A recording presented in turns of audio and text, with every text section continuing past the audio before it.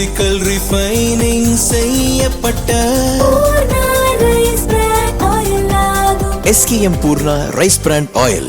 தேர்தலின் போது அதிமுக தலைமையிடம் கொடுத்த நிதி திருப்பி தரப்படாததால் அக்கட்சி வேட்பாளர்கள் கண்கலங்கி நிற்கும் தகவல் வெளியாகியுள்ளது. இதுகுறித்து அதிமுக நிர்வாகிகள் சிலர் கூறியதாவது: சட்டசபை தேர்தலில் கூட்டணி கட்சிகளுக்கு போக 169 தொகுதிகளில் அதிமுக போட்டியிட்டது. தேர்தலுக்கு 2 மாதங்களுக்கு முன்பே அதிமுக தலைமை தன் நெருங்கிய உறவினர் வாயிலாக வேட்பாளர் தேர்வில் இறங்கியது. அப்போது சீட் கேட்கும் கட்சியினரால் தேர்தலுக்கு செலவு செய்ய முடியுமா என்பதை அறிய குறிப்பிட்ட தொகையை முன்கூட்டியே கொடுக்குமாறு உத்தரவிடப்பட்டது.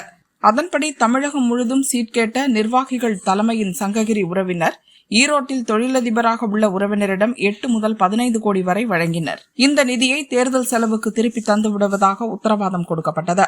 ஆனால் அந்த பணத்தில் பாதியைத்தான் தலைமை கொடுத்தது. பல வேட்பாளர்களுக்கு அதுவும் கிடைக்கவில்லை. இதுகுறித்து தலைமையிடம் கேட்கும் போதெல்லாம் தேர்தல் கமிஷன் நெருக்கடி அதிகமாக இருக்கிறது, இப்போதைக்கு கடன் வாங்கி செலவு செய்யுங்கள், பின் பார்த்து கொள்ளலாம் என நம்பிக்கை கொடுத்தனர். அதை நம்பி ஏராளமான அதிமுக வேட்பாளர்கள் கடன் வாங்கியும் சொத்துக்களை அடகு வைத்தும் பணத்தை திரட்டி செலவு செய்தனர். தேர்தலில் 122 பேர் தோல்வி அடைந்தனர். இன்னும் பலருக்கு கொடுத்த நிதி திரும்பி வரவில்லை. 50 லட்சம் முதல் 8 கோடி வரை பலரின் நிதி நிறுத்தி வைக்கப்பட்டுள்ளது. இதுகுறித்து தலைமையின் உறவினர்களிடம் கேட்டால் மாவட்ட செயலர்களிடம் கொடுத்து விட்டதாக சொல்கின்றனர். மாவட்ட செயலர்களிடம் கேட்டால் எங்களிடம் பணமா, யார் சொன்னது என்று கேட்கின்றனர். ஒரு சிலர் கட்சி செலவுக்குத்தானே கொடுத்தீங்க, இப்ப திருப்பி கேட்டா எப்படி என்று அலட்சியமாக பதிலளித்துள்ளனர்.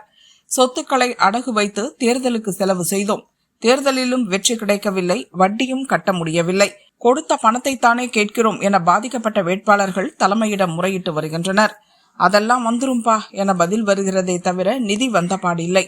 இதுகுறித்து பொதுச் செயலர் பழனிசாமியிடமே நேரடியாக கேட்டு நெருக்கடி கொடுத்து வருகின்றனர்.